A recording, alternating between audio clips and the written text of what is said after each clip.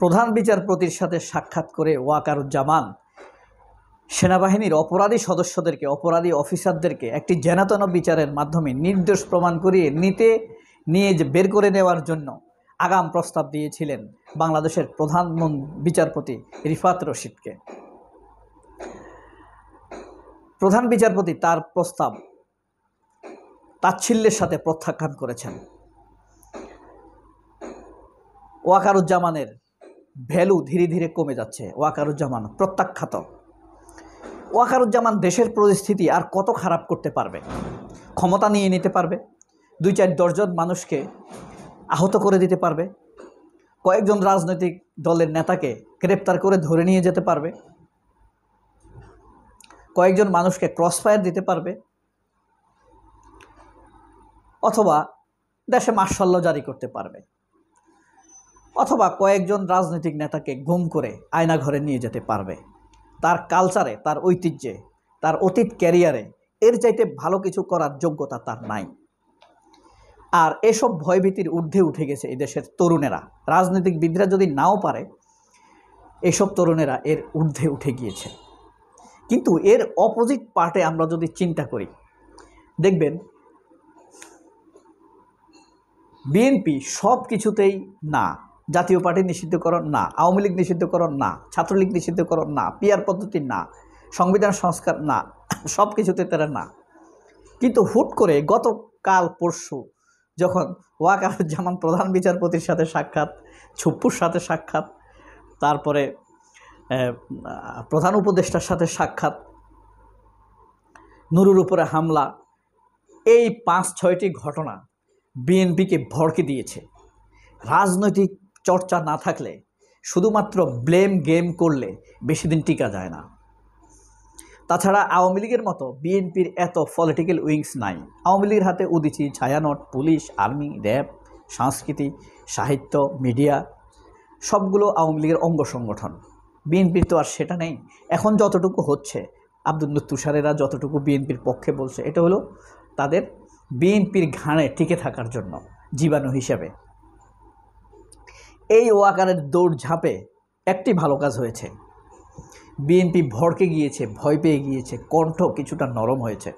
কিন্তু আশ্চর্য ব্যাপার, আমি খুবই অবাক হয়েছি, জামায়াত সামান্যতম ভয় পায়নি তারা। হ্যাঁ, শেখ হাসিনার সেনাপ্রধান ওয়াকারের দৌড়ঝাঁপের কারণে আমি ভেবেছিলাম সবাই টুপটাপ নির্বাচনের দিকে ধাবিত হবে, রাজি হয়ে যাবে। কিন্তু এই দৌড়ঝাঁপের পর দেখলাম জামায়াত আত্মবিশ্বাসের সাথে শক্তভাবে বলেছে, পিআর পদ্ধতি নিয়ে আমরা শক্তভাবে আগাবো। এমনকি প্রয়োজনে পিআর পদ্ধতি হবে কি হবে না সেটা নিয়ে আমরা গণভোট দেব। গণভোটের দিকে যেতে হবে। বিএনপির কথাই হবে না।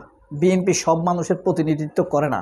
বিএনপি যত বড় বড় কথা বলুক না কেন, সর্বশেষ ইলেকশনে তারা 2018 সালে মাত্র 6টি আসন পেয়েছে। তাদের আসন কথাবার্তা শিরোধার্য হতে পারে না নৈতিকভাবে। আর বিএনপি নিজের দলের নেতাকর্মীদেরকে নিয়ন্ত্রণ করতে পারেনি। চাঁদাবাজি, অপরাধ শেয়ার, আওয়ামী লীগেরকে পুনর্বাসন, জাতীয় পার্টিকে পুনর্বাসন, সব কিছু মিলিয়ে বিএনপির উপরে বিশ্বাস রাখা যায় না, নির্ভর করা যায় না।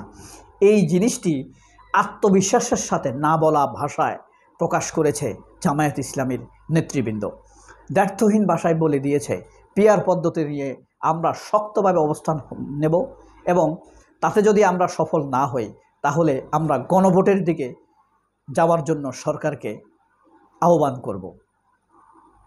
জামায়াতের এই কথায় রাজনীতিতে নতুনভাবে তোলপাড় শুরু হয়েছে। এই তোলপাড়ের ঢেউয়ে বিএনপি কতটা ঠিক থাকতে পারে সেটিই দেখার বিষয়। আপনি টক শোতে, রাজনৈতিক মঞ্চে অথবা ছোট ছোট সেমিনারে বিএনপির লোকেরা যে কথা বলে তার একটি মাত্র কথা হলো, নির্বাচন ব্যতীত সরকার শক্ত হবে না। অর্থাৎ তারা শুধু জাতীয় নির্বাচন চায়। তারা রাকসু চায় না, জাকসু চায় না, ডাকসু চায় না, হ্যাঁ, খুলনার নির্বাচন চায় না। অর্থাৎ শুধুমাত্র জাতীয় নির্বাচন চায় তারা। আর কোনো নির্বাচনের দিকে তাদের মনোযোগ নেই। নির্বাচনের কথাই যদি বলো, জাতীয় নির্বাচনের আগে অন্যান্য নির্বাচনগুলোর জন্য তোমাদের প্রস্তুতি কি?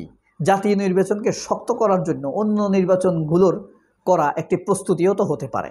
আপনি ডাকসু করে ফেলতে পারেন, এটা একটা প্রস্তুতি। রাকসু জাকসু করে ফেলেন, এটা একটা প্রস্তুতি। আপনি কুকসু করে ফেলেন, কুমিল্লা ইউনিভার্সিটির ছাত্র ইউনিয়ন নির্বাচন করে ফেলেন, আপনি নোয়াখালী বিজ্ঞান করে ফেলেন, এটা একটা প্রস্তুতি। স্থানীয় সরকার নির্বাচন করে ফেলেন, এটা একটা প্রস্তুতি।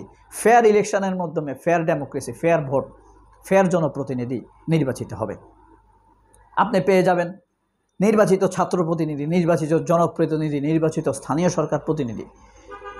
এ ফাঁকে সংস্কারগুলো চলবে, কিন্তু তারা সংস্কার চায় না, নির্বাচন চায়। শুধু তাই নয়, তারা সংস্কারকে বাধাগ্রস্ত পর্যন্ত করছে। মির্জা ফখরুল 30শে আগস্ট আওয়ামী লীগের ভাষায় বলেছেন 72 সংবিধান আমরা বাতিল করব না, অথচ খালেদা জিয়া বলেছেন তোমাদের এই সংবিধান আমরা ছুঁড়ে ফেলে দেব। মির্জা ফখরুল কিন্তু খালেদা জিয়ার মুখোমুখি দাঁড়িয়ে গেল, একদম খালেদা জিয়ার মুখোমুখি দাঁড়িয়ে গেল। এই পরিস্থিতিতে জামাতের এই আত্মবিশ্বাসে আমি খুবই অবাক হয়েছি, আর বিএনপি ভয় পেয়ে যাওয়াতেও অবাক হয়েছি। আমি ভেবেছিলাম তারা এই নির্বাচনের মাধ্যমে ক্ষমতায় যাওয়ার স্বপ্নে বিভোর, নির্বাচন হলেই তারা ক্ষমতায়। কিন্তু ওয়াকার সহযোগীও, স্বৈরাচারের সহযোগী ওয়াকার শুধুমাত্র রিফাত রশিদের সাথে যোগাযোগ করেছে, প্রধান উপদেষ্টা সুপ্পুর সাথে যোগাযোগ করেছে। বিএনপির 50% নেতার পেটে পায়খানা হয়ে গেছে, আর 20% নেতার মাথা ব্যথা ধরে গেছে। যদি আরও 2-1টা লোকের সাথে ওয়াকার দেখা করত, যেন এই বিসিসিআই সভাপতি, কয়েকজন বিজনেসম্যান, সাবেক কয়েকজন সেনা কর্মকর্তার সাথে যদি দেখা করত, তাহলে বাকি লোকদেরও পেটে ডিস্টার্ব দেওয়া শুরু করে দিত। তবে এই ভিডিওর মূল আলোচনার বিষয় কি জানেন? জামায়াতের আত্মবিশ্বাস। আমি সবসময় দেখেছি জামাত কিছু কিছু বিষয় নিয়ে খুব শক্ত অবস্থান নেয়, আবার আস্তে সেখান থেকে সরে আসে। বেশিরভাগ ক্ষেত্রে আমি এমন দেখেছি। অনেকেই মনে করেন জামায়াতের আত্মবিশ্বাস নেই।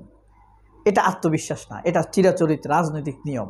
জামায়াত এককভাবে কখনো পাওয়ার উপভোগ করে নাই, এবং পাওয়ারের যে ঘাত এটা দেখে নাই, ক্ষমতাকে পরিচালনা করে নাই, অথবা ক্ষমতা দ্বারা সরাসরি পরিচালিত হয়নি, ক্ষমতার দণ্ড তাদের হাতে ছিল না। সুতরাং তাদেরকে ভাবনা একটু বেশি ভাবতে হয়। বিএনপির মতো যদি 2-3 বার তারা ক্ষমতায় থাকতো, তাহলে নির্ঘাত তারা বেশ দম্পে চলে যেত।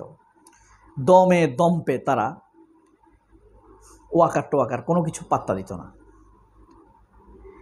অথচ ওয়াকারেরা, মির্জা ফখরুলের জামাইয়েরা তাই থামিয়ে দিতে চায়। ইসলামের উত্থানকে তারা জামায়াতের উত্থান হিসাবে দেখে, ইসলামের উত্থানকে তারা উগ্রবাদিতা দেখে, মৌলবাদ দেখে।